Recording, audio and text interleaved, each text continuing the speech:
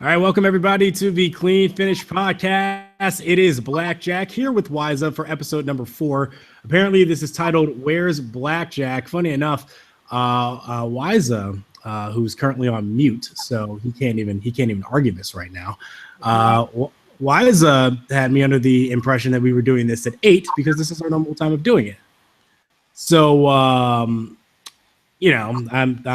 I just, was doing my thing. I got off of work at 5. I went to the gym. And sure enough, I look on Skype and he's at 7 o'clock, or just before 7, he goes, "Yeah, we're going to do this at 7 and wrap this up." And I'm looking at it at 7:05, like, well. Wait. That's a terrible argument. None of that is true.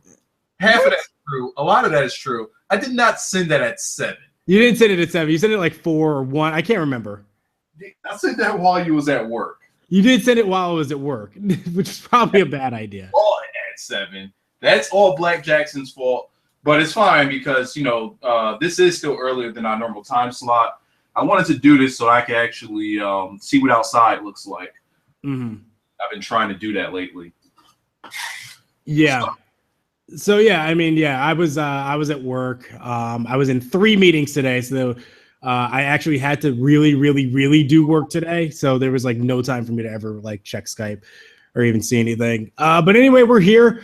Episode 4. Let's go ahead and jump into. You want to start with rumors first? I mean, we're not really messing with Raw. There's only one thing we do need to take care of with Raw, and we need to know who Seth Rollins' weed supply man is. Yeah, so we're touching with Raw because we didn't touch on that Monday night. Mm-hmm. So who is this guy? Did you hear anything about this? Did anything pop up about who is the Seth Rollins weed guy? No idea. They have not identified this man yet. He doesn't have a name. He looks like he could be a bassist for Korn. No mention of him or nothing? Nope, he's just here's this random guy.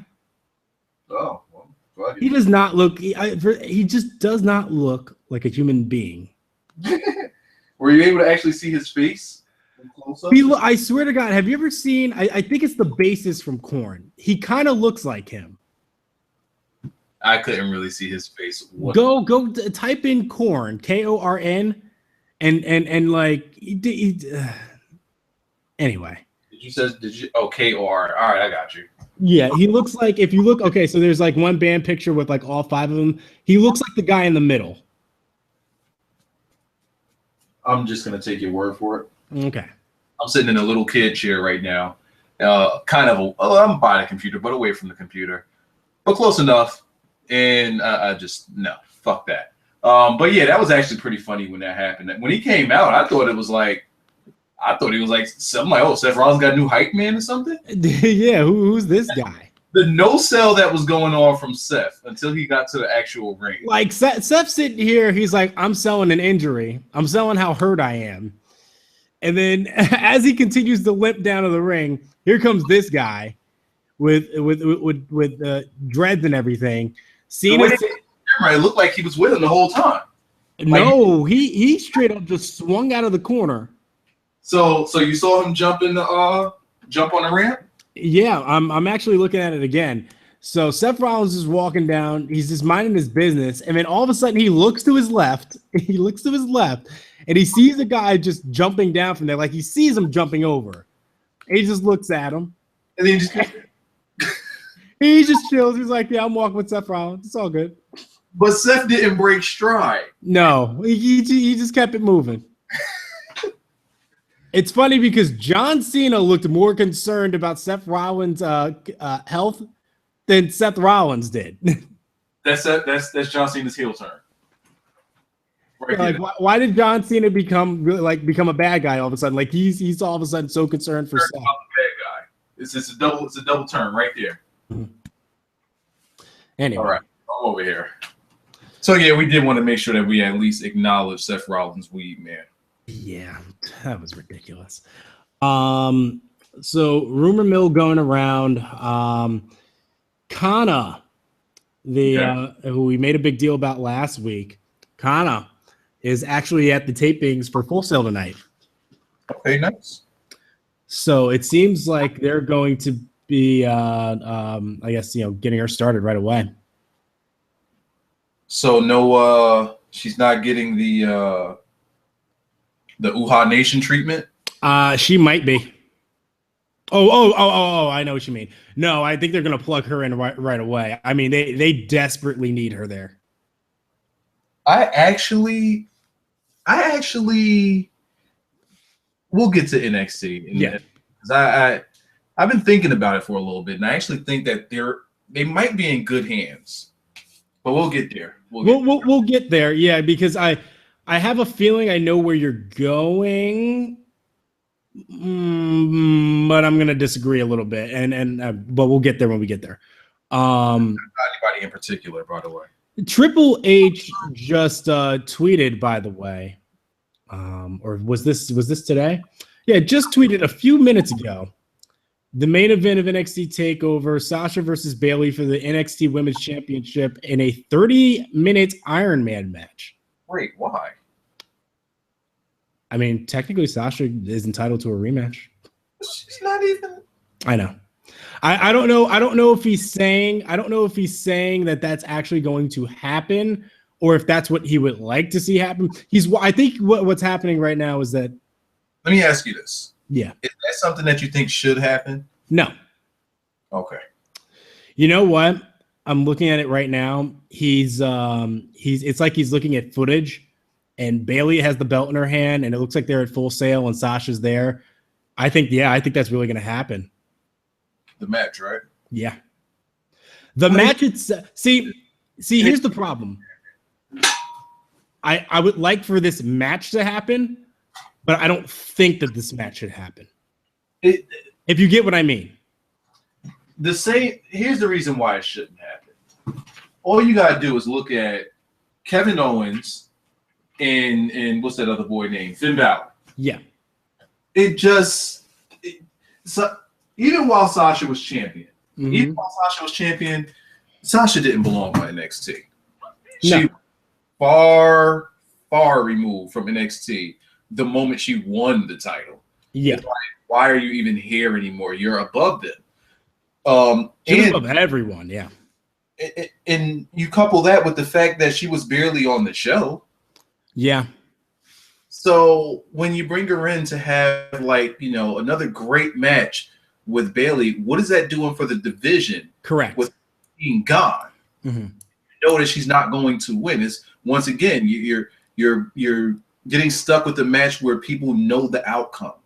Yeah, that's why I think this match shouldn't happen. It's because this doesn't do anything for anybody. I mean, sure, it gives Bayley the I did go over you, I am going over you deal, but at the same time, it's like we know she's going to win. There's really no. It seems like there's no point to this. Granted, would I love to see a 30-minute Iron Man match between Sasha and Bayley? Abso-fucking-lutely. Sure, but it needs to make sense. NXT has prided itself on making sense. Yes. This will be the second time they've done something that makes no sense. Yeah, this doesn't make sense at all. Continuing on. Other rumors happening. Oh yeah, Kevin Owens says he owes his WWE career to Triple H. Well, a lot of people have been saying that, so it's okay. Let me say something about what WWE's doing on Twitter with the whole color, yellowish profile picture thing. Yes, go ahead. All right, that's cool. Mm-hmm. But at the same time, Mr. Rise Above Hate and the Bellas, why are they not yellow? Yeah, I do have a huge problem with that. I actually talked about that. All people.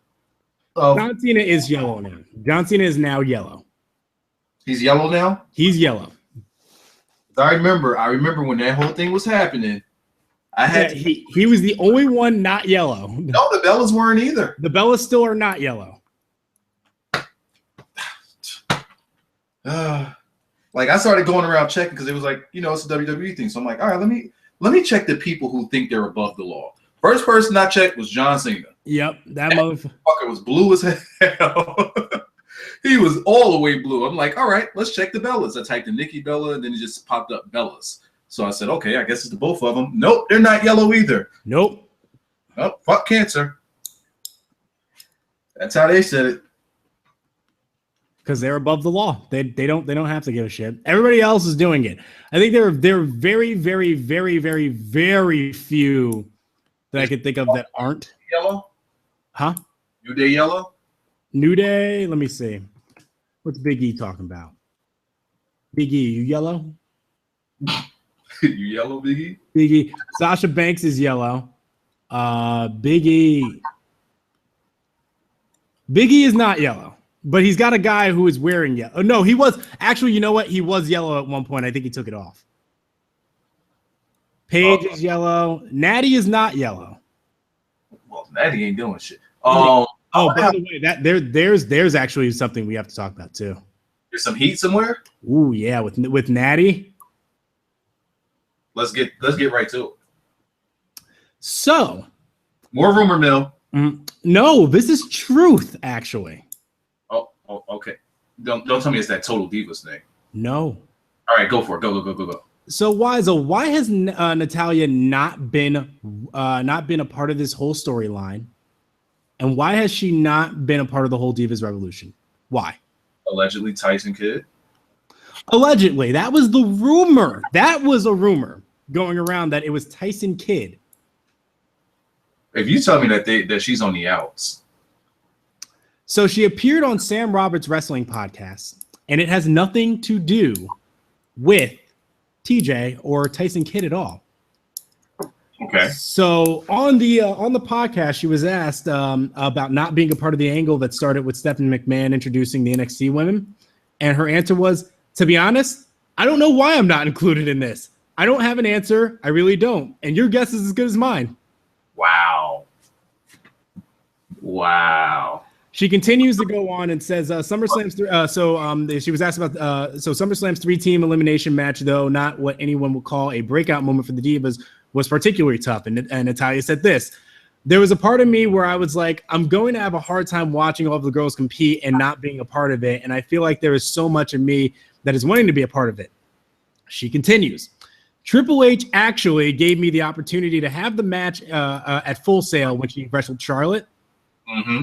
Triple H gave her the opportunity to have that match and basically the freedom to create and do everything that she wanted to do. Everything Which is why it turned out to be so good. Everything that she did when she was in Japan. Triple H gave me the freedom to create and invent and to have no limitations because for a long time, I'm not afraid to say it, for a long time, Natty was looked at in WWE by the powers that be as maybe too wrestlery." I get the word that's trying to be put out. Yeah. Wow.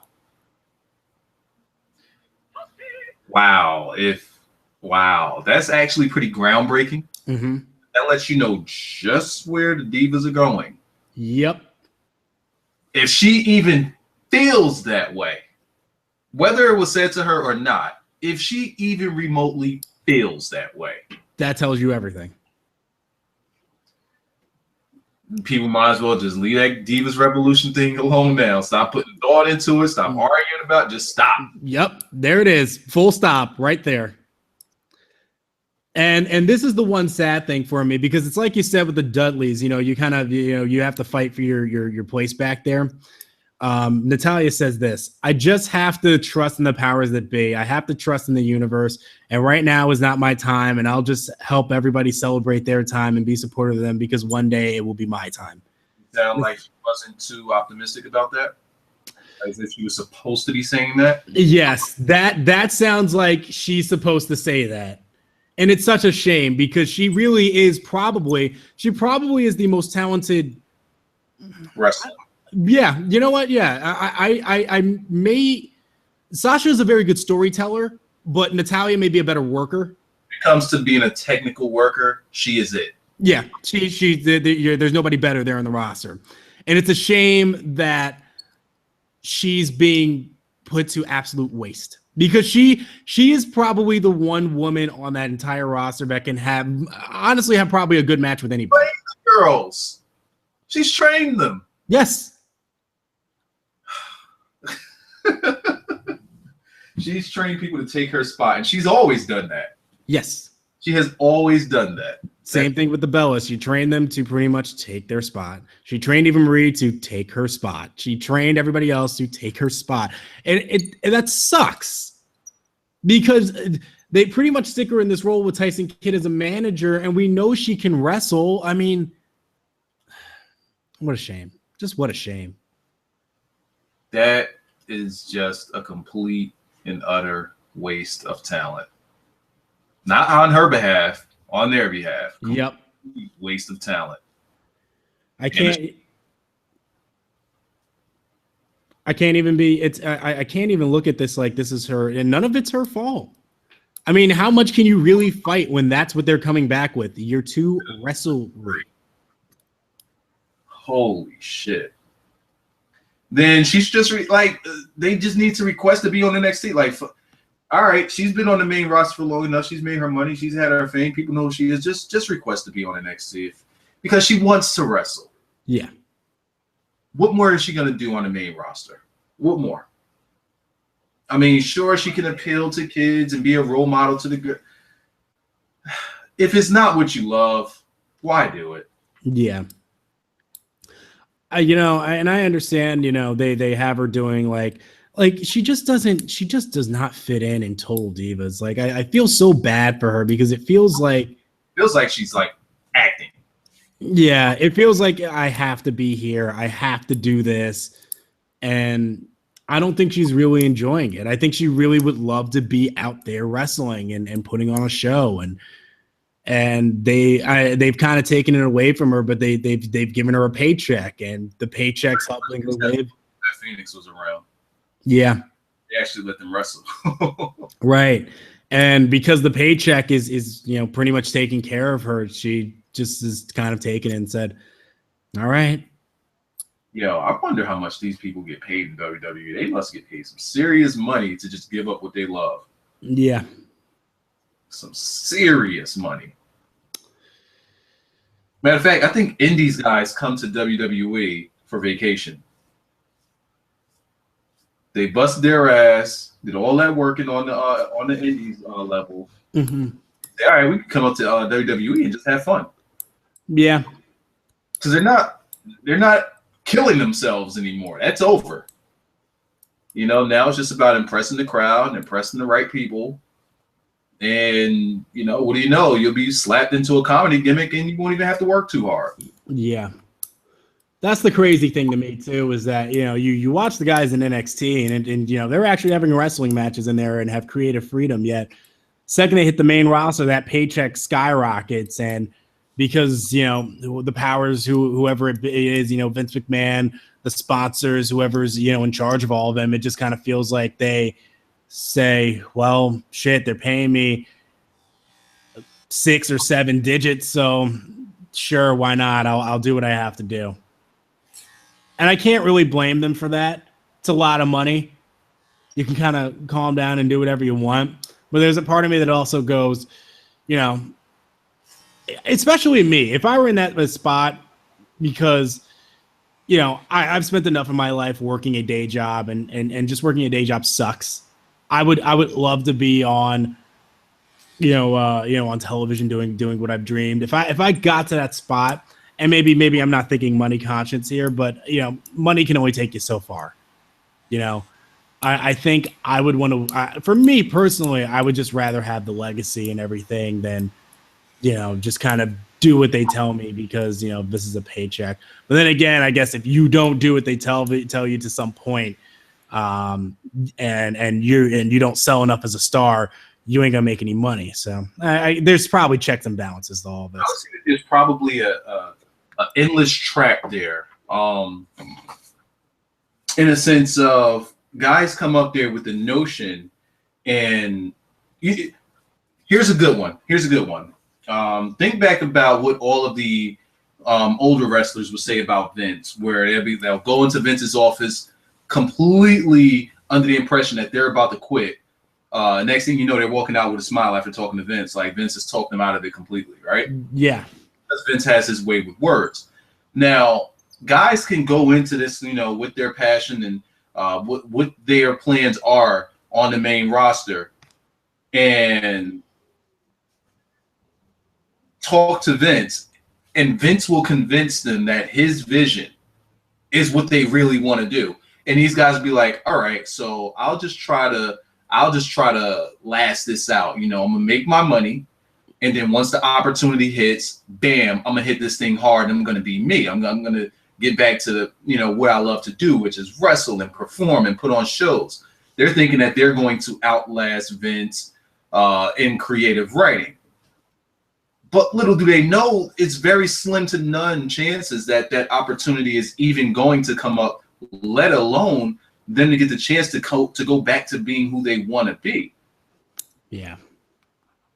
I mean, think of the opportunities that guys have gotten. You can literally count on one hand how many guys weren't supposed to make it that actually did. That would be Punk and that would be Bryan. Yep. Other than that, look like what other wrestlers came in that weren't originally WWE guys that got to that top level. It doesn't exist. Yeah, no.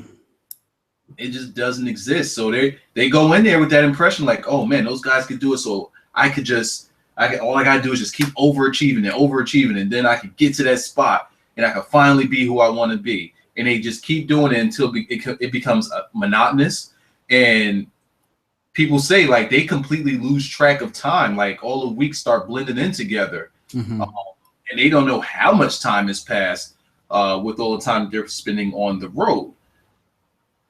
So they're sitting here thinking all right, within a year, I'll impress these guys enough for them to trust me and let me be myself. Next thing you know, 6-7 years go by, they're still in the same exact spot, jobbing to John Cena. Yeah. Yeah, it's that's a scary thing too. The worst part is that you can pretty much grab any guy on the roster now. Dean Ambrose, you look at how hot he got. The second Cena touched this feud, that's where it all went downhill.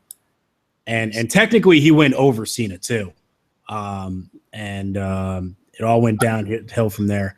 He went over Cena because there was a ladder, not even a ladder, a fucking a pole. A pole was involved, so he couldn't. Nah, you can't beat Cena clean, brother, dude. Right, because the original plan was that they were going to have a match to face Seth at Hell in a Cell, and then they were like, you know what? No. You look at Rusev. Rusev now he's stuck in this. He got super hot. Second he touched Cena, and that was done. Where is he now? Same with who? Same with Bray. Yep. Second Bray touched Cena. He lost the family, went downhill. Where is he now? Well, they're working on it, but it's only a matter of. Are they really? No. Until they show me, I'm going to think otherwise. Yeah, I'm cool with that. All right, so that's some pretty juicy stuff from Natty. I want to check the internet at all. Yeah. Or if people even heard it. You think people heard it or said anything? I haven't heard anything about it till now.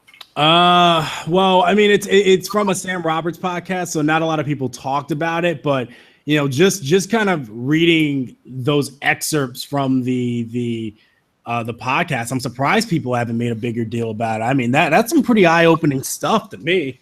Is that it was maybe a day or two ago. Okay. So yeah, maybe if she was on TV, people would be making a bigger deal. Yeah, but off of TV for such a long time, that could happen. Yeah, and then there are people that can say, "Oh, well, she just went on a podcast. She can be just sour or something like that." Like this isn't like CM Punk speaking out for the first time in 8 months. This is Natalya, who hasn't been treated like a star in 3 or 4 years. So, and even when she was quote unquote a star, she wasn't really never treated to this the way she was supposed to be treated. She was never treated the way she was supposed to be treated. Absolutely not. No. First time she was finally getting over, they stuck her with some farting gimmick. Oh yeah, that was horrible.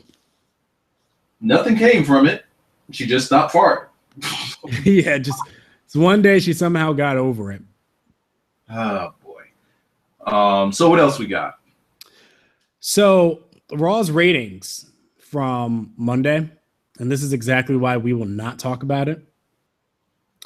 Hour 1, 3.57 million. Hour 2, 3.564 million. Hour 3, 3.0 million. Damn. They had a whole 500,000 drop from hour 2 to hour 3, and I can tell you exactly What was the rating? Overall. Like, yeah, what was the overall rating? 3.3. That's actually improved from their 2.7 that they was getting. Well, last week they were I think they were like near 4 or something. Really? Okay. Yeah, they were a little higher last week. They dropped down at some point, but they were a little higher than this last week. And then hour 3, holy shit, they haven't had a drop like that. I can't remember how long. So you were gonna say you know exactly when it happened. I know exactly when it happened. So halftime of the Ohio State Virginia Tech game, people are finally probably starting to get the memo. Hey, Virginia Tech is up on Ohio State 17-14. This is the number 1 team in the nation. This is a big game all of a sudden. Probably a good idea to watch. And right at halftime, guess what match was on television? I got nothing. Randy Orton versus Sheamus. Oh, come the fuck! That's what they put in the fuck. That's what they put in the halftime slot. That was the match that was going on at halftime. That gave everybody every reason to just say there's nothing going on. And it probably turned everybody away. And that's why they dropped to 3.0. A whole, wow, just amazing. Like a whole 500,000 left. Jesus. Damn. But how can you blame them? You gave them every reason to leave with Randy Orton and Sheamus. They don't even have a storyline, these two. Nope, they just fight because we got nothing for you. So what else you got? Let's not talk about Raw too much. There's another rumor that Ronda Rousey may not be at WrestleMania 32. Things are dying down between the two? No, actually, the rumor was that it's not going to be Triple H versus The Rock. It's going to be Triple H and Stephanie McMahon versus The Rock and Ronda Rousey was the idea for WrestleMania 32. However, the problem is that Ronda Rousey's schedule has gotten busy. They're doing a remake of Roadhouse where the role of Patrick Swayze is going to be played by Ronda Rousey. So they're flipping the role. It's a gender swap. So now Ronda Rousey is playing Patrick Swayze's role, and filming is during when WrestleMania is happening. So she When The Rock was shooting a movie during WrestleMania time, they still made it. Right, and that's why they're just saying it seems like it may not happen, but who knows? Who knows? Right price. Yeah. Oh yeah. They can fly her over for one day and have her go do her thing for the right price. Absolutely. So, yeah. All right. Think it happen. Maybe. Mm-hmm. I think she'll be there. Mm-hmm. If Dana White allows it. And I just think that Dana White's working the crowd. She'll be there. Yeah. Oh, I forgot about this one. All right, hit me. So you want to know how much of a loser Sarah Lee is from Tough Enough? Go. Here's how much of a loser she is. So ever since Amanda, who a lot of people thought should have won over Sarah Lee, if you watch the, I don't think you watched the season finale, so, but we talked about it, so you kind of have the lowdown. Amanda has actually been backstage a lot with the Divas, and I was really confused by this for a while. Because I was like, well, are they bringing her on for a deal? Is she going to be doing developmental? Well, It turns out that Naomi is now being taken out of Total Divas again. Wait, so is Amanda going to be Dana Brooke's partner? Amanda is now going to be on the next season of Total Divas. Wow. Think about that. She didn't win the contest, but WWE is giving her a deal and saying, "Here, be on TV." They found a way for her. Mm-hmm. She's going to have to suck the Miz off something crazy. Oh, yeah. She owes the Miz big time. Yep.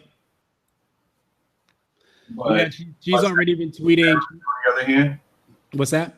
Sarah Lee, on the other hand, who could give a fuck? It's Sarah Lee. Nobody gives a shit. Absolutely dick all. Yeah, she's been filming with. So there's like she's been tweeting out pictures of her with Rosa Mendez, Natalia, and like Eva Marie. Yeah, so I mean, shit, she made it. Let's see how much she cares about wrestling now, but you know, she made it. I mean, that's the role for her. Just be right here doing something like that. You don't have to be in the ring if you suck at it. No, she can be a character. She's actually not. She's not too bad. Yeah, and then you know it's WWE, so your ring work doesn't even matter on the main roster. Right, and she is a fitness chick. To be fair, she is a fitness, like she does a lot of kickboxing, and she does have some sort of a fighting background, unlike Eva Marie, whose background is she just does CrossFit and played soccer at a very low level. Amanda does at least have some coordination, so if they do want to throw her in the ring at some point, she might be like on the level of a Dana Brooke, which I don't mind. Dana Brooke's fine. I finally warmed up to it. All right, what else we got? Because I want to jump into NXT. True, yeah. Anything else big? No. Eric Bischoff's going to be a future guest for the Stone Cold podcast. Fuck that. And that's about it. Podcast with Edge and Christian. Did you see it? I have not seen it, but I heard it was funny. I thought it sucked. Okay, so then it probably wasn't funny. Those guys were very, very. It was so awkward. Okay. Edge and Christian, like from the beginning. Right now, just go and look at the first 2 minutes and just look at them. Just look at them. Are they trying to be 98 Edge and Christian? No, just look. Just go and look. Look at how awkward the whole atmosphere was. Austin had to like break it up with like a joke. He said, he said, all right, so I gotta, you know, I'm the hard hitting. I asked the hard hitting questions, so I gotta ask you guys the hard hitting questions. You know, so are you guys ready? They're like, all right, yeah, let's get into it. They were so tense. Mm-hmm. And that I think that was when he said, can you play my theme with the ukulele? I can't even say ukulele. It. Yeah, and he said that to break up all the tension. Because he's like, just a minute ago before we started the show, you know, we were here talking and laughing our asses off. And now you guys are like this. You know, it was so awkward. And even from there, it just didn't seem like Edge and Christian. Was Vince in their ears, or I don't know. It just didn't seem like the Edge and Christian I was used to at all. Whole time it didn't seem like it. They warmed up a little bit, but they were still just so uptight. They were very, very uptight. It wasn't what I expected at all. That's weird because like I've heard them on like Jericho's podcast and they seem very like loose and they were like free talking there. I'm starting. One thing was, I think the thing that made Christian kind of awkward was when Austin started calling him by his real name, which is Jake. And he's like, hold on, wait, nobody's supposed to. He's like, oh, nobody's supposed to know that? He's like, well, you already did it. Never mind. Yeah. So, I don't know. Just you can watch it in mute and just look at their body language. I'm looking at them. Yeah, they do look very tense. Christian looks awkward. Yeah, I see it. I'll have to watch it at some point, which is funny because some people said the Page podcast sucked, and then I watched it back and I'm like, it's fine. It didn't suck. It was just Austin didn't understand some things that she was talking about, or was just like shocked. There's that, and she was a little too fangirly, but I mean, yeah. What else is she supposed to do in her position? She's Paige and he's fucking Austin. Yeah, hello. She's 22 years old, grew up watching Austin. Of course she's going to fangirl. It's the same thing when Sasha Banks goes on Jericho's podcast. She's marking out because it's fucking Chris Jericho, who she grew up watching. It's okay. It's fine. Anyway. I mean, not everybody's going to go in there and beat John Cena. No. John Cena worked with Austin, or worked around when Austin was there. So of course it's gonna treat him like he's just a normal guy. All right, you ready to talk about NXT? Let's do it. So NXT started.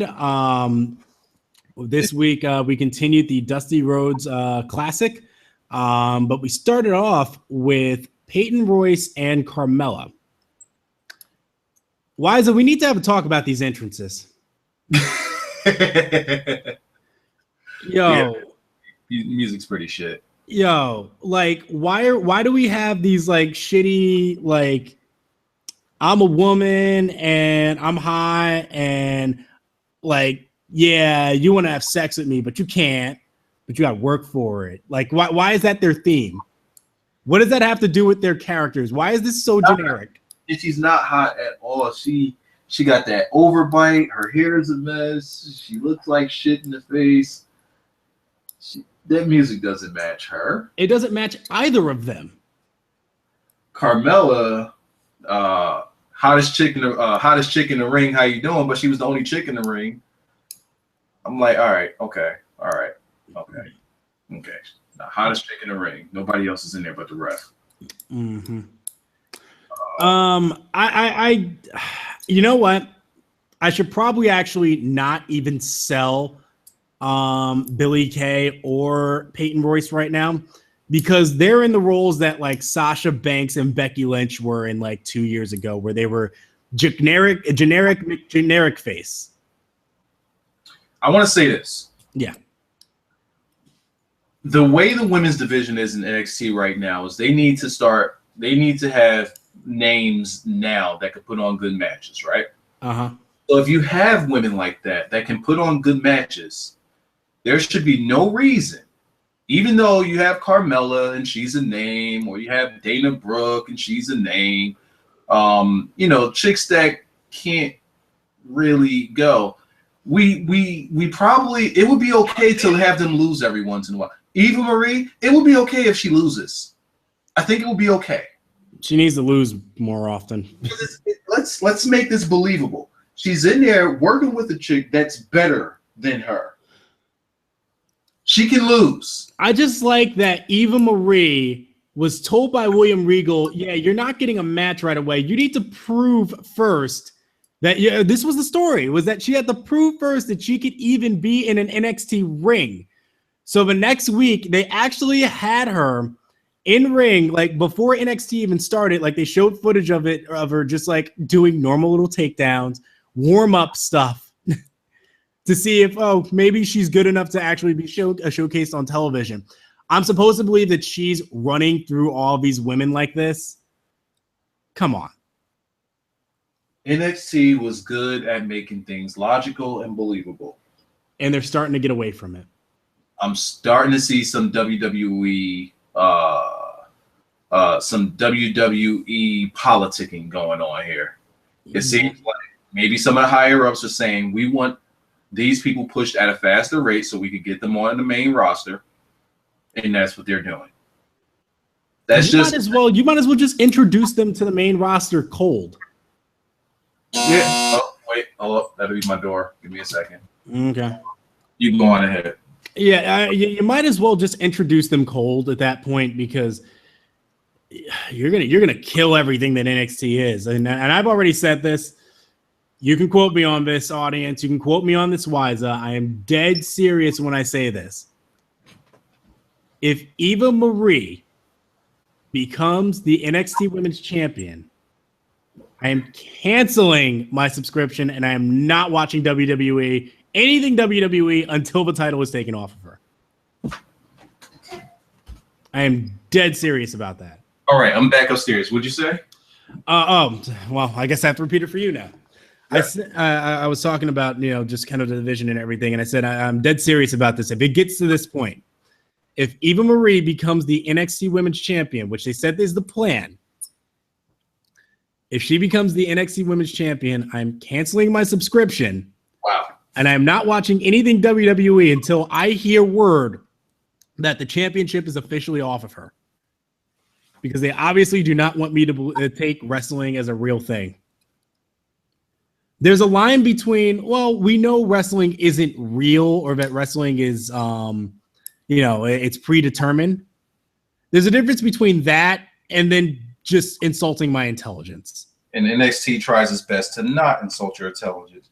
But the way that they've been going lately, you can see that some things have been changing. Yes. Things have definitely been changing. And I don't know if it's I'm honestly thinking that once they started, once people started saying, hey, Vince, you need to take a look at NXT. Stephanie, you need to take a look at NXT.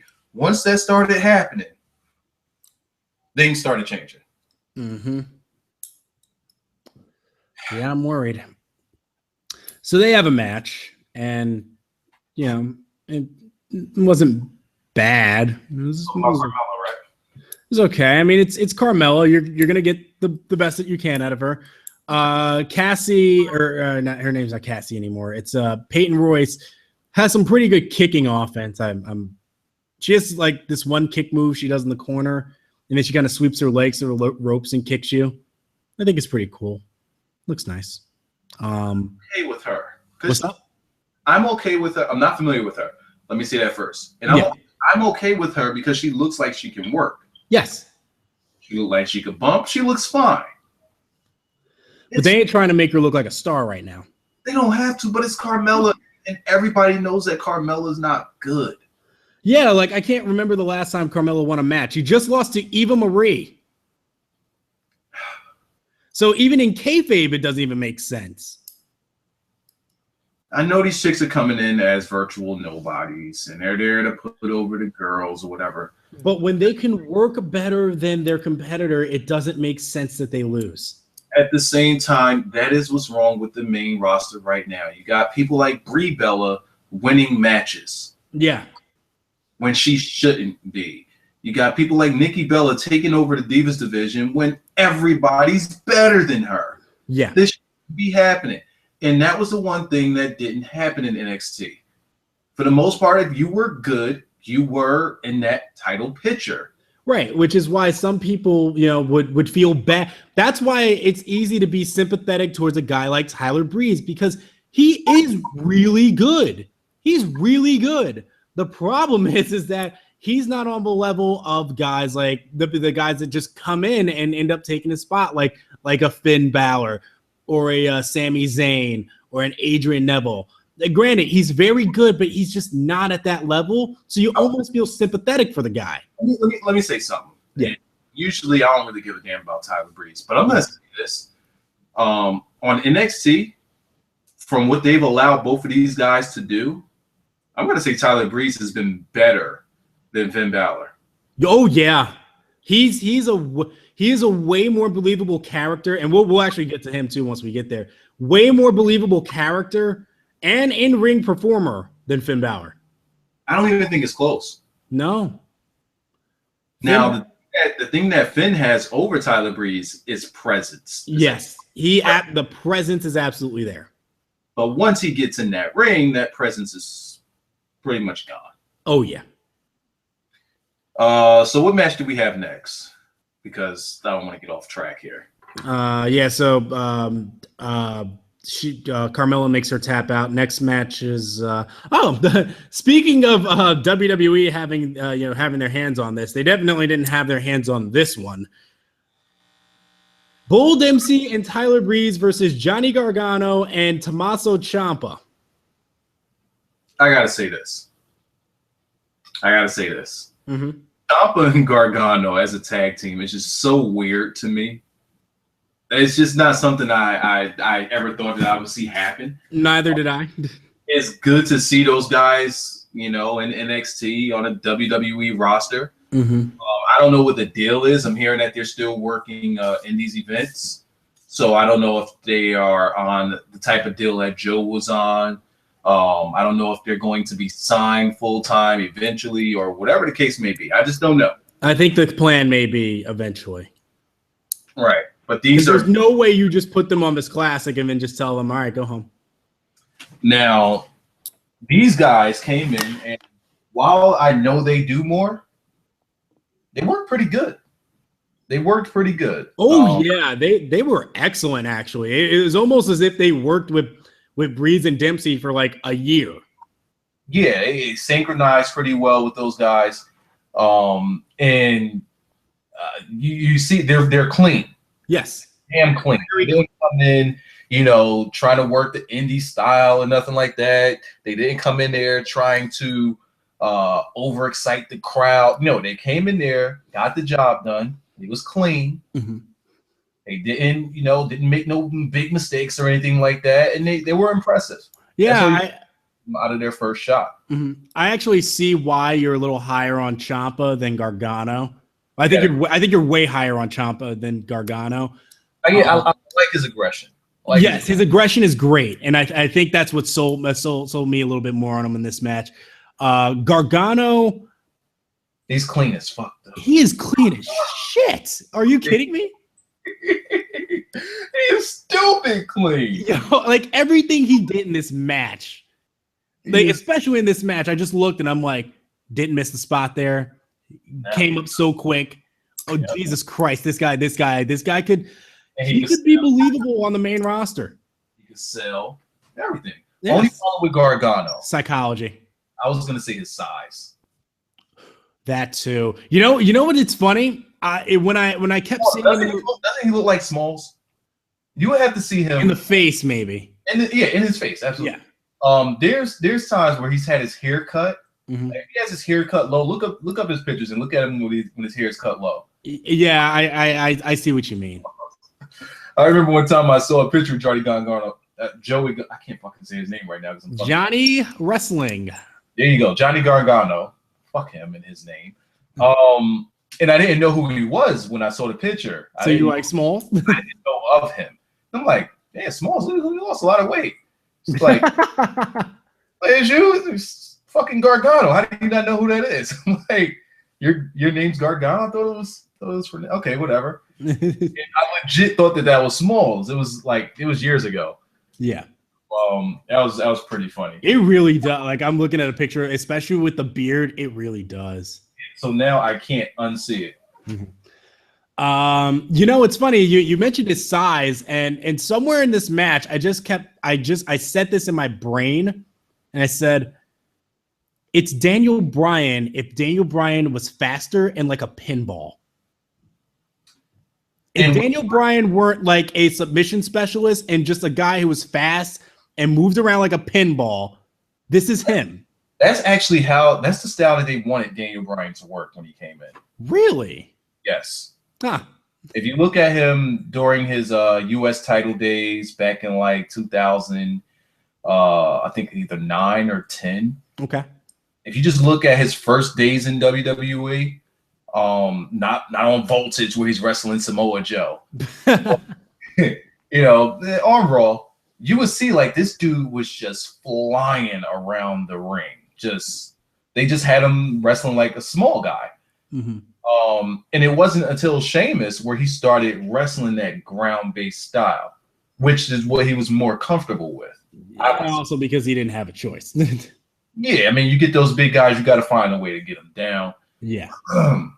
And I think that Sheamus is the one that helped out Bryan the most because that let them know, all right, this guy can work with a big guy and it looks credible and believable. Is that why they're so obsessed with having Sheamus versus Bryan?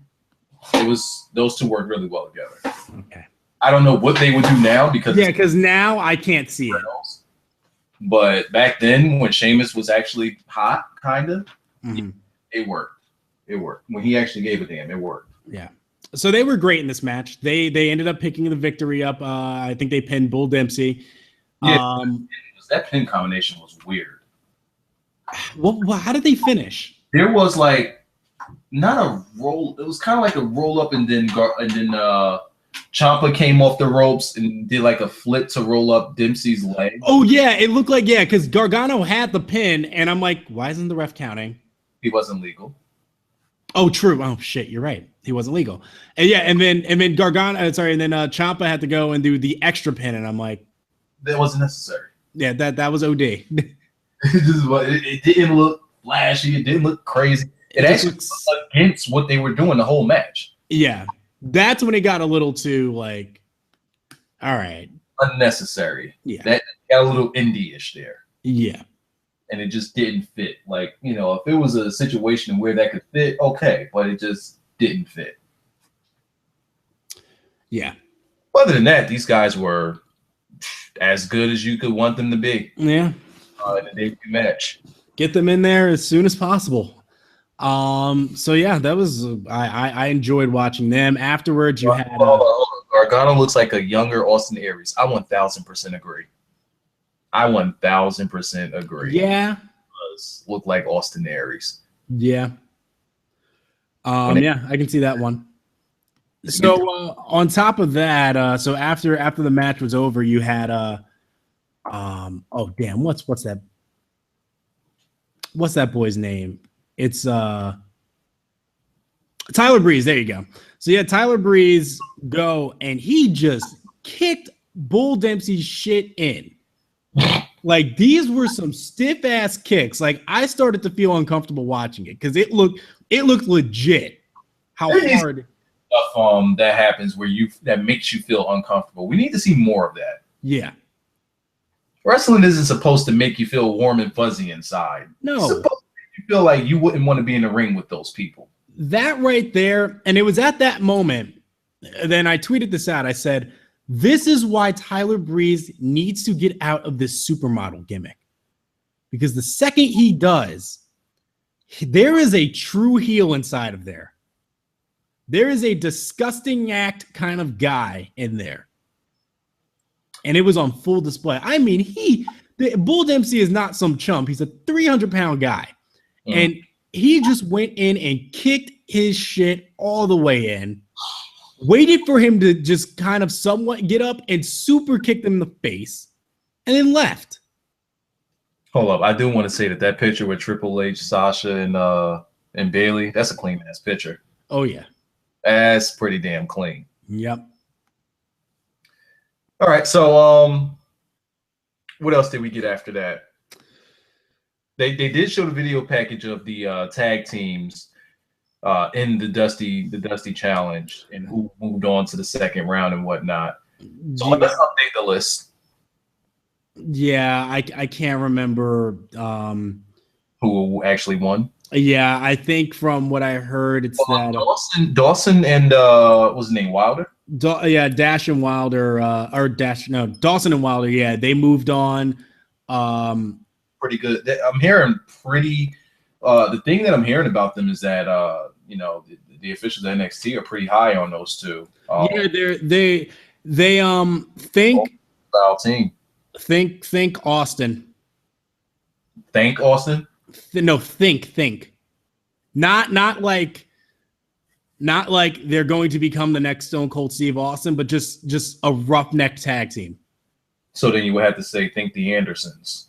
Yeah, that's a little better. Yeah, think the Andersons. I like them, and I'm actually the more I watch them, and I just watch their demeanor. They're growing on me, and I might be part of the answer to that tag team division. Yeah, you need a nice roughneck team in there, and they're it. Their finish is great too. Yeah.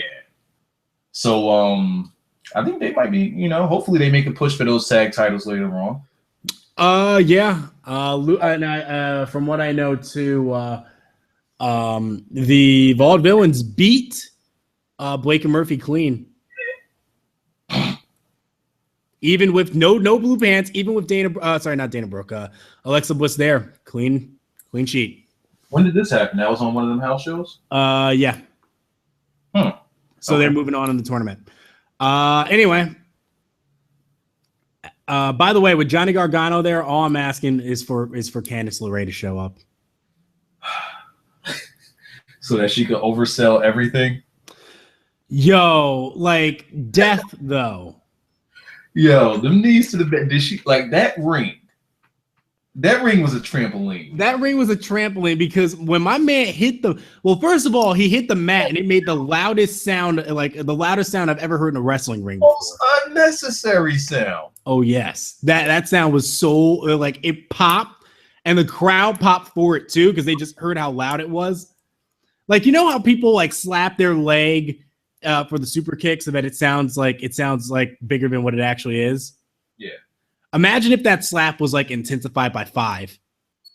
That's essentially the sound that this mat made. She might still be in orbit right now.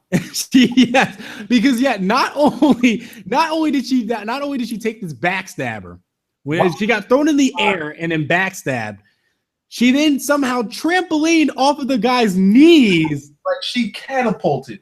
Yes. Out of a cannon into the sky. Yes. Stayed there.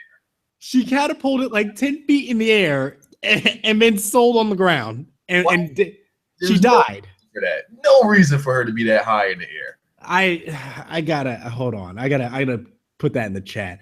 She legitimately died. Poor Candice LeRae, she is now dead. Anyway. Let's get next. What was next? No, see, this was Dana Brooke, and Dana Brooke did her promo backstage. It's just, I know I commented on it on Twitter. There's just something about Dana Brooke's lips. I told you. It's just something about her lips. I'm just like, what the just look at me sideways. Like I said something wrong. Yeah, I was like, nah. All over the place. It just really is. I'm like, what the fuck is it? It's like, It's mad big. It's like those overly sized smiley faces? Yes. That's her face. That's her mouth. That's her mouth area. It's like a bee stung her in the lips and they're just over swollen for some reason. I can't get past it. It's the one that I just cannot get past that. I do want to say that she did look better with her hair just down. Yeah, hair just down. She wasn't wearing that ridiculous clown makeup. She looked extremely normal. She looked like a normal human being. So, she was actually okay here. And then what was the other thing that happened here? All right, so her actual match. They said she got the Caitlyn lips. You know what? Nah, she don't got the Caitlyn lips. Nah, not quite. Caitlyn's lips just look nasty. This woman's lips are just fucking all over the place. Yes. Dana, there was something in particular she did here. Are you talking about the interview? Yes. You know what it is? No, I paid her interviews no attention. Her accent gets heat with me. She has a bad accent? Yo, have you ever heard her talk? I don't listen. You need to hear her talk and you'll understand exactly what I mean. She's got that mean, like, Ohio Midwestern accent, and it will drive you insane. When you really listen to it, like, you just hear the way she pronounces her words. It's perfect for a heel. It's fine because nothing that she says is wrong. It's just her voice will drive you nuts. Okay, so she has one of them annoying Miz voices. All right. Nah, even the Miz, if he talks normal, I can tolerate him. But anyway, Dana Brooke has this match with Billie Kay. I want to say Dana is getting better. She's getting better, yes. I think her not being with Emma actually helped in this match. Oh yeah. I just don't know what it was, but I'm watching. I'm like, I could actually watch this. Yeah, it was watchable. It wasn't bad. It wasn't the greatest thing ever, but it was not bad. Being all out of the ordinary or nothing, but she was clean. Mm. That's all we pretty much asked for. Just don't be slow like Eva Marie. Speed it up a little bit and just don't fuck up. And she did well at that. Now, granted, she didn't really have to sell much, and that's a huge part of it. Yeah. The other girl was selling like that other girl was good. You said her name was something about a K or something. Billie Kay. Billie Kay was great in this. Oh yes. Billy Kay looks like the wrestler in this one, but to be fair, Dana Brooks not. Granted, she's not going to be on Billy Kay's level. Let's just get that out of the way. But Dana Brooke wasn't bad. She was believable at least. Now maybe if she would have had to sell more in this match, we probably would have gotten off on it. But yeah, off on it. There was one thing. Oh, actually, there's two things. Do you remember the spot where she tried to do this scissors, and she like, I don't know if she was trying to go for a head scissors or she was just trying to like wrap her arm around. Are you talking about in the corner or on the mat? On the mat. Okay, go for it. She just, I don't know what she was trying to do, but it looked really awkward and looked really bad. Oh, well. So like she was trying to do a submission move, but she wasn't like putting any pressure on anything. She just had her legs like draped over. It was like draped over her face, and then like in between her arm, like her legs were in between like Billy Kay's one arm. Or sorry, Billy Kay's arm was in between her legs, but like it looked like it was supposed to be a head scissors though, and it messed it up. This is if it was foreplay. Sure, let's go with that one. All right. It just looked messy. I'll send you a picture of it, and you'll see exactly what I'm talking about. But anyway, match was okay. I just do you have a problem with her attire? Dana? Yeah. Once it gets down to her boots, yeah. It's the Chuck Taylors. Like she has a normal wrestling attire. Like and like once you get past those is the kick pads and then what she's wearing on her feet, it doesn't match up well. No. It looks bad. Like I like her better when she wears like her bodysuit thing. That's good. That looks very good. This looks what are you doing? You know. Anyway. So got past that. We had a small screeching sound every so often. A little bit, yeah. I don't know what that is. All right, keep going. I was wondering if you heard it too. I don't know what it is. So we had a small Ty Dillinger promo in the back, just hyping him up a little bit. I didn't see it. It was a thing. Bailey came back to Florida, and her super fan Izzy got to have a day with her. So finally, a fan comes to the performance center and isn't there to kill someone. Nice. Oh. So Izzy came in and what's up? I was gonna say, do you think that when they recorded the girl watching Bailey win, do you think that was actual reaction, or they just, all right, we need you to react, so go on ahead and let's record this, run it back, and I need you to go crazy when Bailey wins? Do you think I think that was legit. Think that was legit? That girl is at every single NXT show. Every single one. Not saying it wasn't genuine, but maybe she had a little reaction. They said, "No, we need you ODing so that we can record this for the fans." No, I think that was genuine. Okay. Because I think about how I reacted to. There's two matches I can think of. When Sami Zayn finally beat Neville, I was actually watching it with my then girlfriend at the time. And shit, Blackjack had a girlfriend. What's that? So, shit, Blackjack had a girlfriend. Go ahead. No, yeah, we're done. Because it was like my introduction to wrestling for her. I was like, listen, this is a special occasion. We need to watch TakeOver. Yeah, this is what you're gonna watch. This is happening. So Sami Zayn won, and I'm dead serious. Like I was like holding my head the whole time as it was like as the match was going on. But then when he actually won, when he was setting the haluva kick, that's when you said, all right, it's about to go down. Right. No. And yeah, when he hit the haluva kick, I literally I tumbled on the floor. I rolled and then just started like losing my shit. Like I started jumping up and down, and he won. Did the Shawn Michaels SummerSlam against Hulk Hogan sell? Yep. And then for 10 minutes, I was just like, I was overjoyed. They were in the ring and doing everything. And like, I went to go get like another beer, and like she wanted some wine. So I poured her some wine at the time. And then I thought like that was going to be it, and we would just go do our thing. And sure enough, Dick Owen. I turned around and I was like, why is Sami Zayn on the floor? I was like, what the hell happened? Wait, I had to turn him. What's that? Didn't see it go down? No, when it happened live, I didn't see it. Wow. I actually, because they legit got me when. Wow. Because it went on for 10 minutes and they had the celebration and everything. And then even when Kevin Owens was there and he like hugged them the first time, I was just like, all right, he left. It's fine. They're done. I can finally get out of here. Nope. Because I had other things on the mind. But then sure enough, Kevin Owens was a dick. And I had to rewind it back and it ruined everything for it. Well, it didn't ruin everything for me, but it just is like, no, you dick. Why would you do this? You had to remove your knees from the situation. Yes. Knees weren't ready yet. No, they were, and then Kevin Owens ruined it. Dick Owens. So yeah, so I think that Izzy reaction was genuine.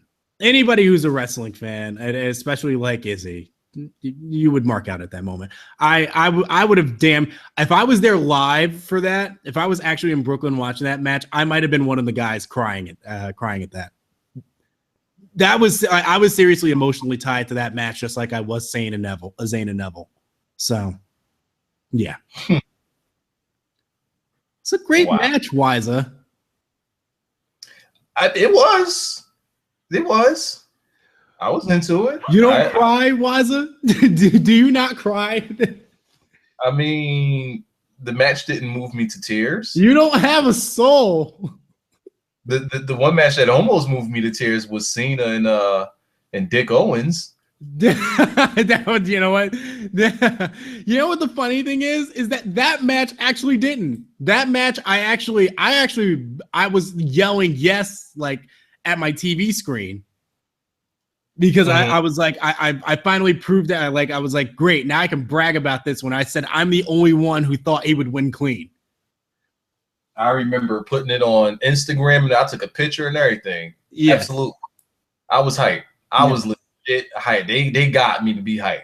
I was hyped. And then Cena beat him. And then yeah, you know what happened after that. LOL. Yeah. Cena wins. So then we had Finn Balor and Samoa Joe versus Lucha Dragons in a fuck you Full Sail match. That dude Cena came back to the next pay-per-view like, you know why I'm here. Yeah, I'm getting this win back. You know exactly why the fuck I'm here. Everybody in the crowd knows why I'm here. Mm-hmm. Oh, God. Just go on ahead and lay down for me real quick. That might as well be a match from now on. Just lie down. Yeah. Just go into business for yourself, man. You'll be better off at it. No false finishes. Just take the pin and we can call it a day. Yeah. We're not going to get anybody's hopes up here. Yeah. Because nobody's going to believe it. So why the hell not? All right, let's go. So Finn Balor and Samoa Joe versus Lucha Dragons in a fuck Full Sail match. I left this match wanting to see Samoa Joe and Kalisto. Yep. I want to see that match one-on-one ASAP. The West Coast pop and seeing Kalisto, well, seeing Joe, because really it's Joe flipping himself over, but seeing Joe sell that was amazing. When whoever the fuck are the guys, whoever are the higher ups or whoever, when they saw that, they had to react too. This big fat fucking Samoan. Yeah, this big fat fuck. He just out Kevin Owens in that. Just that one flip. Yes. There's no way you think, oh, Hurricane spot's about to happen. Joe's about to do it. No, there's no way he's gonna do it completely. He's not gonna completely flip. Nope. Yeah, he did it. And he got his legs up so that he could pin him too. Perfect. Picture perfect. Now anybody that's watched Joe, you know Joe can fucking do it. But in WWE land, they like, whoa, who's this guy? They probably didn't even tell them that they were gonna do that spot. Because there's no way that they would have gotten that greenlit from them. There's no way that they would Samoa Joe, this guy's 700 pounds. There's no way. Yo, they probably didn't even say nothing. They probably just did it and then give a fuck. Yo, that I want to see. I just want to see those two. That's all I wanted. I just want to see those two. Finn Balor didn't leave an impression on me. He was okay, but he didn't leave an impression. And this is my problem that I'm running into with Finn Balor now. Go ahead. Okay. Joe, this was actually Joe's best performance outside of Baron Corbin. This was Joe's best performance since being on the roster. And it was a few minutes. Yeah, Finn Balor pretty much worked more of the match, and Joe got a hot tag.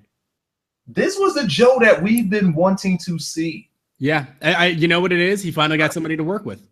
He sold, and then he kicked ass. Yep. That's Joe. That is Joe. And Joe absolutely wrecked shit. It was great.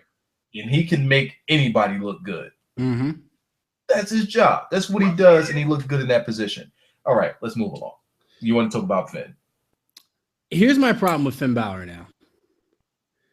I'm finding myself talking way more about, man, when he comes out, he looks like a star. When he came out with the jacket tonight, I was like, that's a good look. That's a clean look right there. But you know what I'm finding myself saying now after this? And now, if only they can get a character to match with that. Here's what my problem with it is. I say, oh, man, great entrance, great presence. He's coming out. Oh, new jacket. All right, cool. And then after that, I find myself not saying nothing about him. No, that's exactly it. That's exactly it.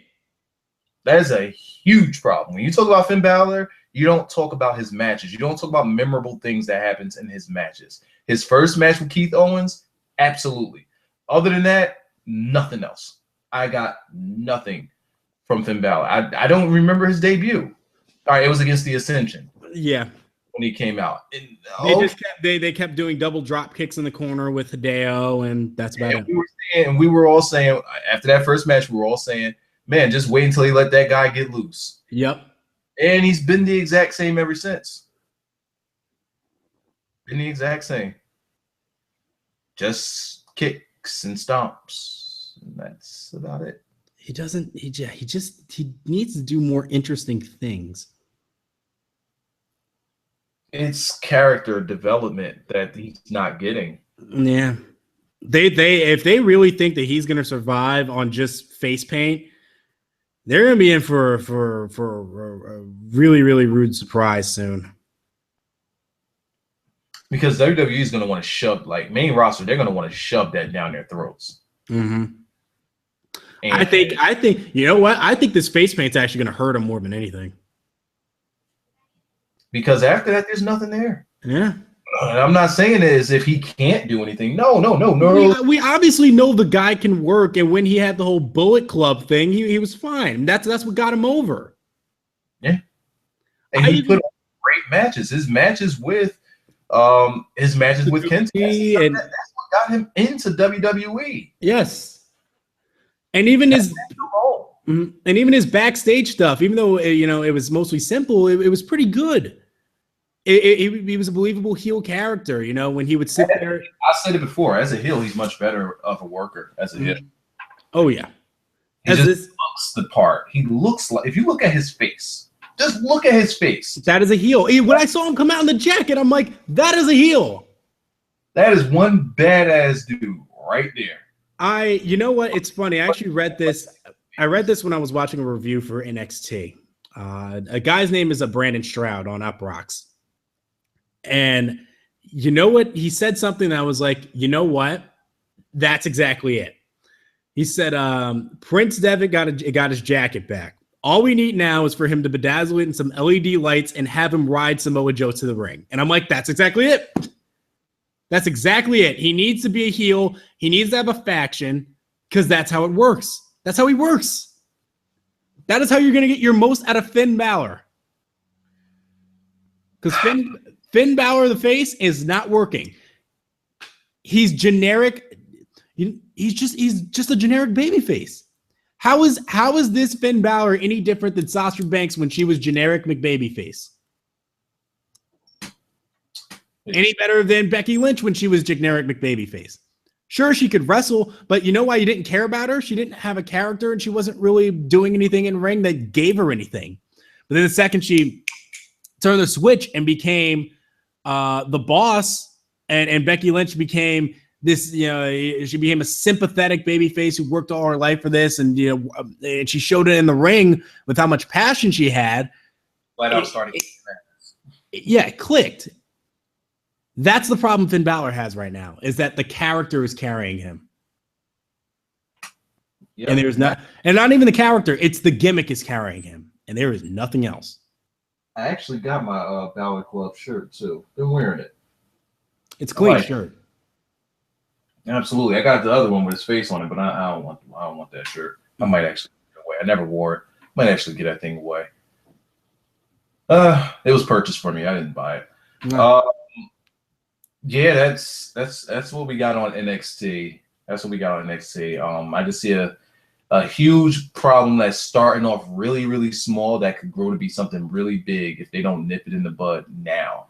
And that is they're starting to become more like WWE as far as pushes, who's getting pushed and why they're getting pushed. And that needs to be nipped in the bud immediately. That needs to be stopped. But yeah, other than that, NXT is pretty fine. Yeah, it hasn't gotten to a point where it's like it feels like a chore yet. Oh, there is one thing I wanted to say. I wanted to talk about the women. Okay. About the women. Oh yeah, you did, yeah. So I say that I think that they're in good hands. Even with the 4 horsewomen moving up. And right now, let's talk about the names that we have. And let's not count Kana yet. Okay. Let's start naming them off with the fingers. You got the two Australian women. You got Billie Kay and Peyton Royce. You have Bailey still there. Bailey's the champion. You got Eva Marie. You have Emma just being wasted. Carmella. Dana Brooke. Alexa Bliss. They have her working singles now. So now, do we stop there? We stop there, right? With the names, we stop there, right? I think so, yeah. Here's why I say that I think that they're in good hands. Okay. There's several small reasons. One, they're letting them work. They're letting them develop. Uh-huh. The biggest thing that intrigues me the most, they all want the belt. This gives Bailey a lot to do. Yes. And if they keep developing, because as you notice, since well, hold on. Okay. Let's say they all want the belt. Because they have done nothing with Emma since she's won that match. Well, all right. Let's just talk about the last. I'm talking about who's been on TV the last couple of weeks. Okay. They've all stated a claim that they want the belt. Mm-hmm. Yep. Dana Brooke actually had a great promo too, where she talked about, and this is actually very true. This is how you're supposed to get heat on somebody like Charlotte. Nikki Bella can't do it. Nikki Bella just says, "Oh, she just rides her dad's coattails," and I'm like, "She made you tap out so many times."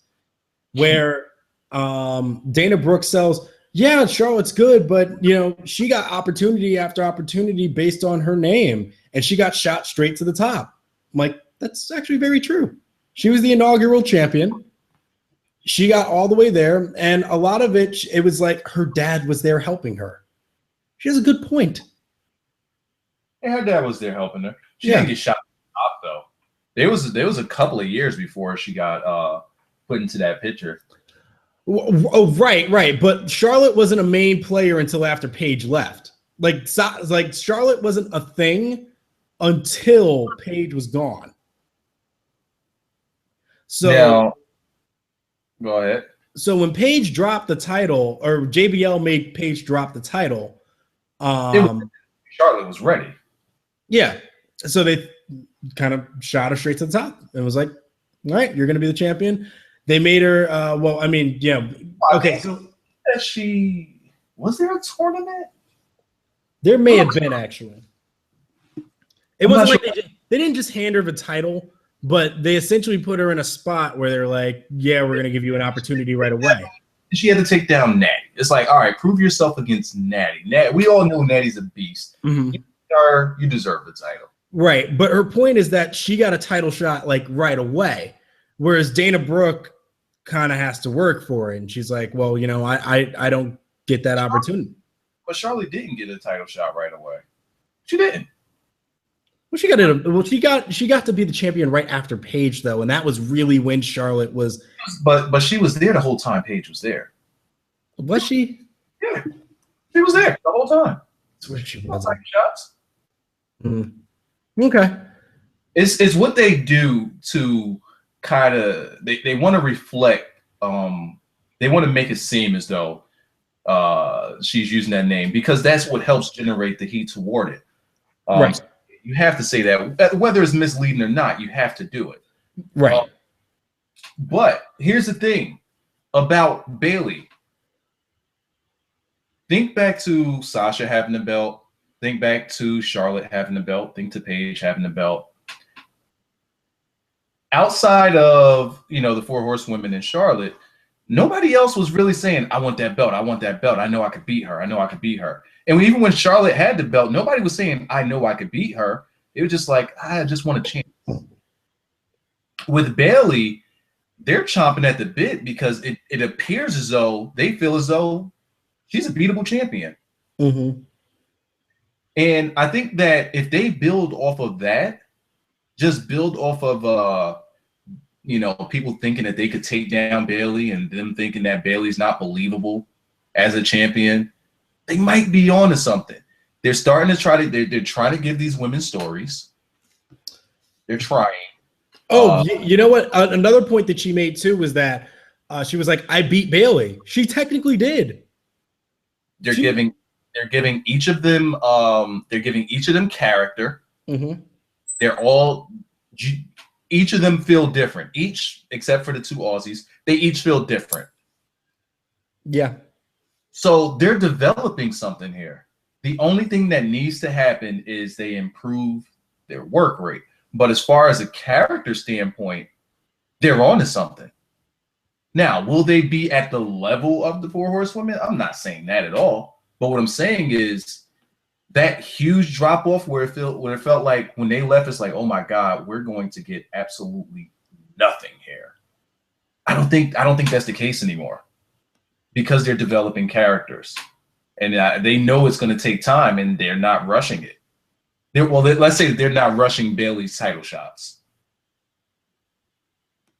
I think they're taking the time and I think they're doing a good job. For example, look at how quick how quick Alexa Bliss shot up as far as her character and her story and her development. Again, Dana Brooke, I think that she's improving. She's improving.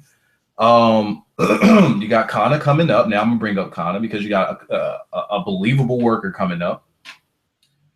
What are they gonna do with her character? I don't know. I can't say anything about her character.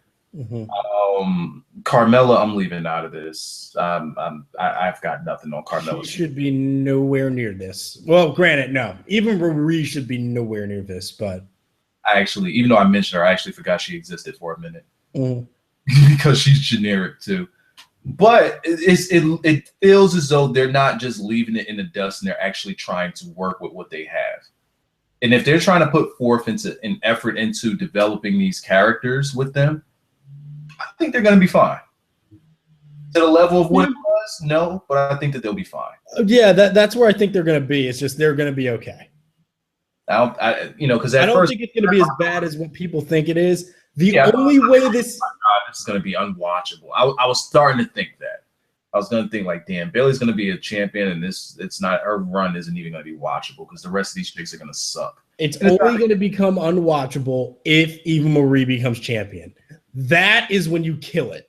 No, we're not doing that. And I'm still under the impression that that's not going to ever happen. Nope. I don't care what rumors say. I'm not seeing it. Nope. Because then that just that credibility that NXT has, that they've worked for that credibility. They can't just kill it off like that. They can't do it. No, don't do that to it. That's all I have to say about the women. Yeah, I pretty much agree for the most part. Joe wants that belt. I like the way they're doing it. I like the way they're doing this heel turn with Joe. Hey, champ, don't forget your belt. I like that. That was so good. Yeah, because and it really hammered home with me. God, Finn Balor he's just, God, he needs character. And the way Joe appeared, he appeared so genuine and sincere, but you just know that there's an undertone to it. Yeah, he was like, "No, hey, dude, this is a great point." And Corey Graves actually got the heat on this, right? He was like, "How are you the champion? You almost forget your belt." It's a great point. By the way, sometimes I really do like Rich Brennan and Corey Graves going back and forth. That's who that was, Rich Brennan. Even though I don't know who the hell that is. Yeah, they have him on SmackDown now. I was wondering who that is because he just said black dude, right? No, Rich Brennan's white. White? No. Who else did they have on NXT commentary? And I think it was the last match. It just sounded like a regular black dude. It sounded like a wrestler, just a regular black. Somebody joined commentary somewhere in that show. It's only him and Corey Graves that I know of. Somebody joined, whether it was for a match or whatever. Somebody joined and sounded just so normal. And I was like, man, it stood out to me because it just sounded different than just your typical commentators. I'm gonna have to go back and watch it and tell you who it was later. Okay. I know it's somebody else joined the booth for a bit. All right. But yeah, there was one line in particular. I can't remember if it was this week or last week. They do such a good job of, there's some things that Rich Brennan will say as a face commentator that Corey Graves will give him shit about because he's being a hypocrite, or he's either being hypocritical or he's saying something that's stupid, or like where you're just kind of like, shut up, Rich. But then there are times where Corey Graves will say something and Rich will actually give, and Rich will go like, okay, no, you're that's fair, you're right. And then sometimes that role reverses too. So Rich will give him shit, and then Corey goes like, all right, fair enough. The one that stood out to me was Eva Marie got in the ring. I was coming down to the ring, and Corey Graves is just selling the shit out of her. He's like, she's just so gorgeous and beautiful. I could go on all day about how I can describe her and everything. And Rich, you're just jealous and blah, blah, blah, blah, blah. And Rich just goes and says, Corey Graves is just fucking fantastic at his job. He is. He is exactly what Jesse the Body Ventura was on commentary. I was just going to say, he's been watching a lot of 80s, 80s, 90s wrestling. He's that mixed with Bobby Heenan. Yes. He's in. Who else was the heel commentator? He just has all of those guys wrapped up into one. He's perfect. Yes. Perfect at getting the heel over as a heel. Mm-hmm. And he even says, like, let's say a heel's about to cheat or is thinking about cheating. Mm-hmm. Oh no, that's what you're supposed to do to win. Yes. The ref don't see it. Yes, let's put that over. Yes. Let's over a heel, how a heel's supposed to work, mm-hmm. and why it works. And he's like, you got to do what you got to do to win. Yes. That and it's like, how can you argue him? I mean, that's a great point. Yes. Man, this guy he's good, man. He is like, he made the transition from wrestler to commentator and made it very simple. Somehow this may actually make Corey Graves a Hall of Famer. It could, because he's very good at it. Yeah. Like, and here's the thing. This is the one thing I hate about WWE. When I see stuff like this, I just hope that they never make it to the main roster. Because you don't want to see them. You don't want it ruined. Yeah. It's like, oh man, it's working so good on NXT, and when it goes to the main roster, we know they're gonna fuck it up. Mm-hmm. And I don't want them to fuck it up. I want this thing to last. Yeah. Oh, that's the one thing that sucks so bad about the main roster. So he keeps going, and so like Rich Brennan just kind of like, all right, what else do you want to say? He says, she's so hot, and everybody's so jealous of her. There are no words that I could say that could give justice to how beautiful she is. And Rich Brennan just goes, then shut up. And Corey Graves goes, fair enough. I was like, it's perfect. Yo, These guys are great. Clean. And if they ever go up to the main, now they do like the pre-show stuff, and Corey Graves is still good. But you just know if they ever put him on SmackDown or Raw. Oh, okay, so you know the voice that you were hearing? Are you talking about the Finn Balor Samoa Joe match? Yeah. That was Jimmy Uso. Was it? Yes. Oh, yeah, they were saying that in the chat. That's what they were saying. Yeah, it just sounded like a normal-ass black guy. Yeah, I was like, who are you talking about? I'm like, oh, the Uso. That's right. It offset the commentary, and it actually felt a bit refreshing just to hear a normal person talking. Mm-hmm.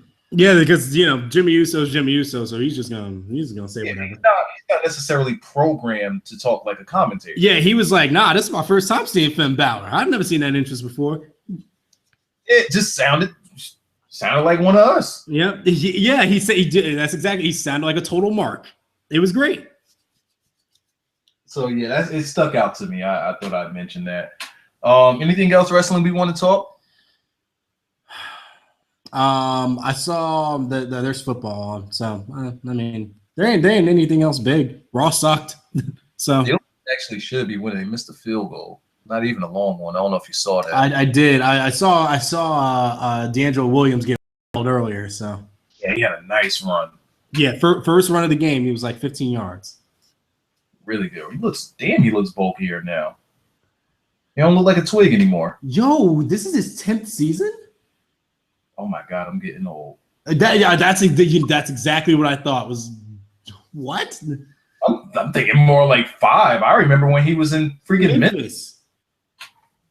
Wow. Holy shit, am I getting old? Oh, man. All right, let's look at the comment section, see if there's anything stupid. Oh, God, yeah. If there's anything, I'm not even going to bring up her name. I'm going to let you guys bring up the stupidity, and if it comes up, then there we go. In the meantime, I'm going to take a look at some wrestling sites and see if I see anything. Mm-hmm. Where's my keyboard? All right, you keep an eye in the chat. I keep an eye on whatever the hell I'm doing. Okay. NXT tapings tonight. I'm really hoping that does happen, by the way, that because I think Finn needs to stay down there. I know we were all talking about, hey, Finn Balor, you could shoot him to WrestleMania 32 tomorrow or 31 today, and he'd be the top star. I changed my mind on that. Yeah, same here. So I'm hoping that he stays there for the return of Hideo Itami and we figure out that he actually took him out and turns heel on that.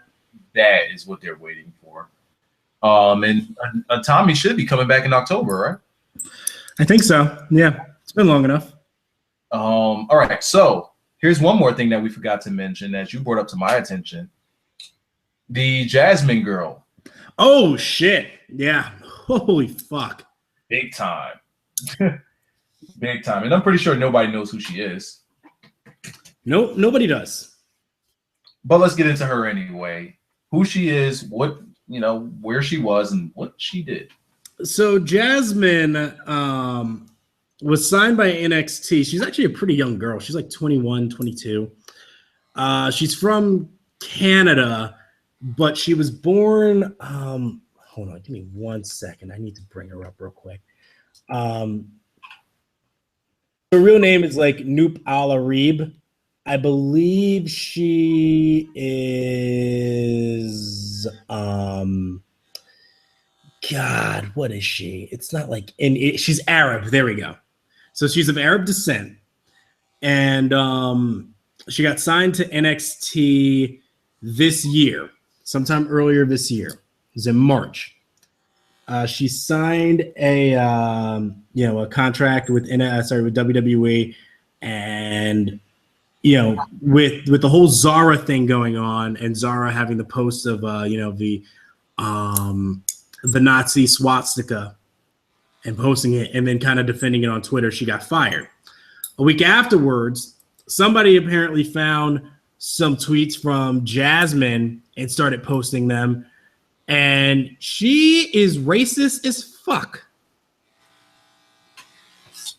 Is the best way I can say it. She's all the way turned up. Like, all the way there.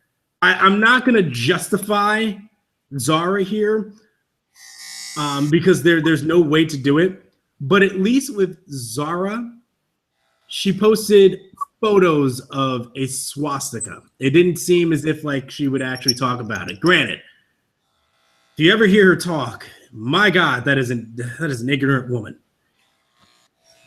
But this chick is all the way out of control.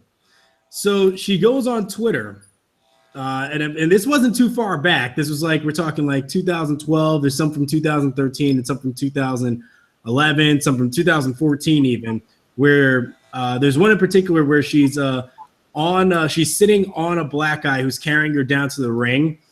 And she quotes, "My slave, Preston Miles, needs to stop acting like I weigh 200 pounds. Somebody buy me a whip, please." Yeah. She had another Instagram post with him where she was outside and she just wrote, "Oh, he's like they were outside and it was kind of dark." And he was like, "Oh, and Preston Miles is black, so you can't see him." She wrote on Twitter saying words like "nigga lips" and why are black people so horny?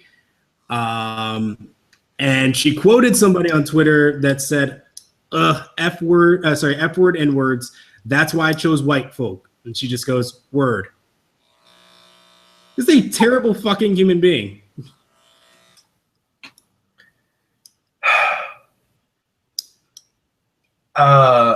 She got fired with the quickness. You gotta start questioning WWE's background checks. Actually, wait, is she fired yet? She has to be. No, she's not fired yet. Issued a statement. As reported yesterday, it was discovered that the Twitter account of, I'm not trying to say her name, who works in NXT as was Jasmine, used without her knowledge when she was 16 and 17 years old. Jasmine remains apologetic. She's so full of shit. had racially charged from 3 years ago. The posts were made. Oh my God. If they keep her there and they. So you're telling me that she was wrestling and doing all this stuff at the age of 16 and it surfaced. How old is she? She's 20. She's 20 now. If these pictures came out 2 and 3 years ago, 17, 18. Yet and still, you can't let that slide. You can't, because if you just fired somebody, you just removed Hulk Hogan from your Hall of Fame you removed him from your website. You didn't remove him from your Hall of Fame, but you removed him from the website and you kind of pushed him away for using the N-word.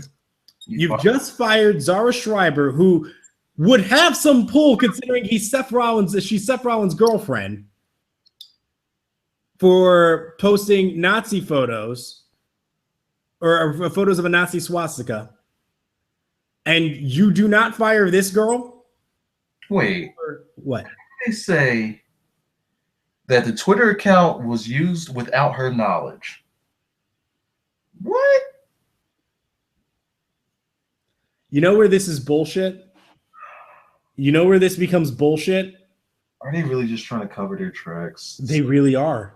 Because you know where this is complete bullshit. Because, all right, so if you're going to say that it's not the Twitter, then what about her Instagram where she posted the black guy and then made black jokes about him?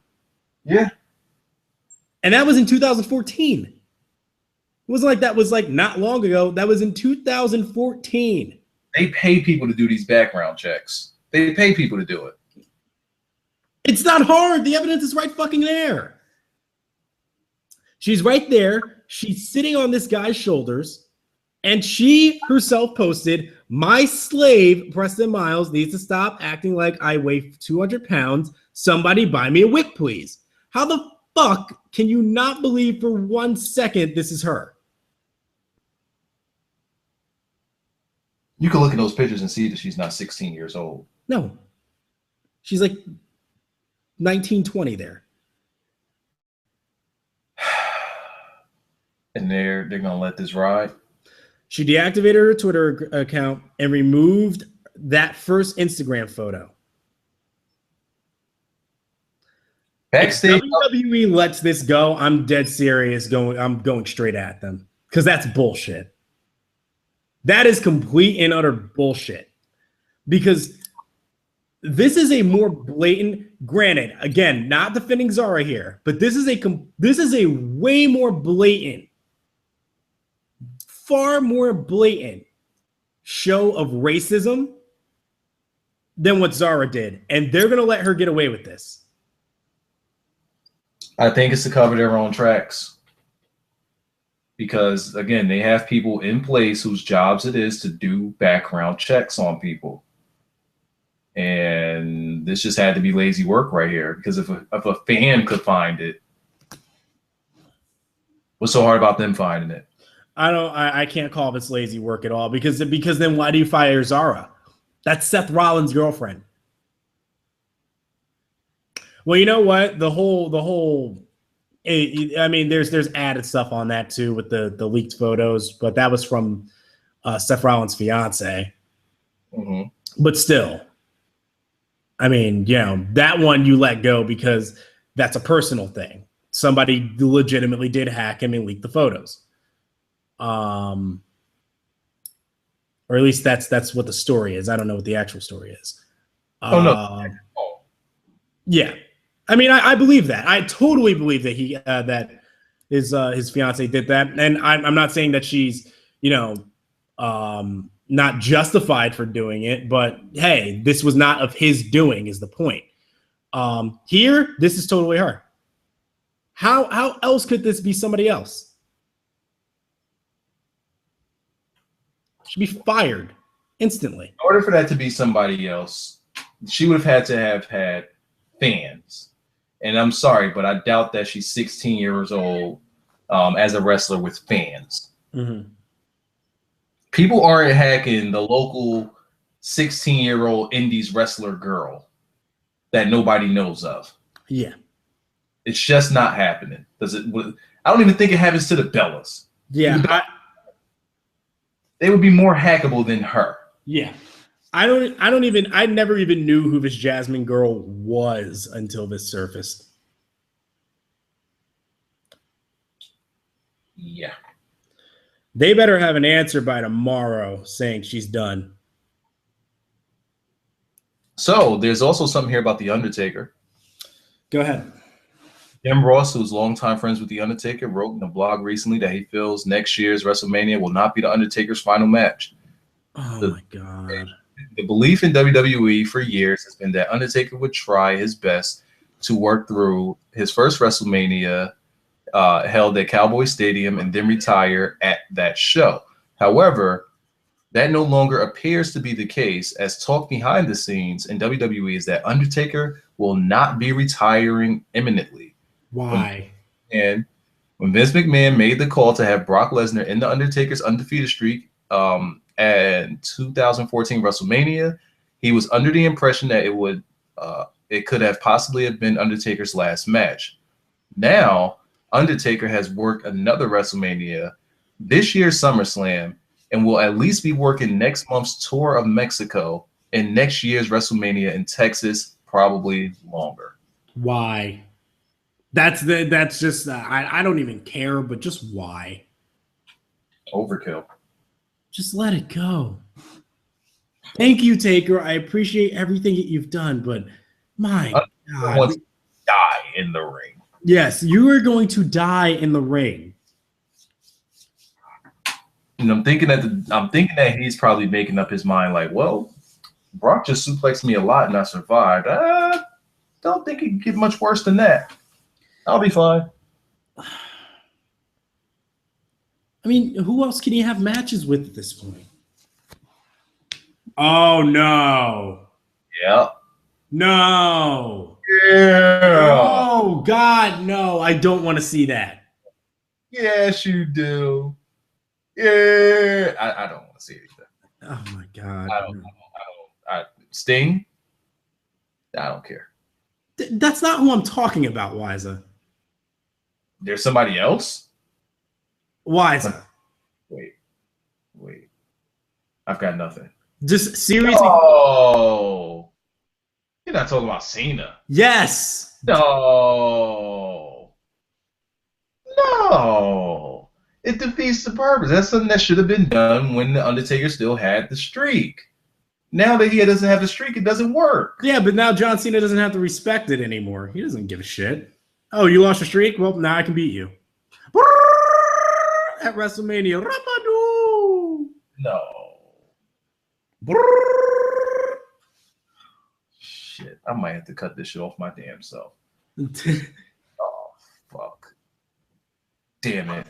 Did anybody say anything crazy in the chat?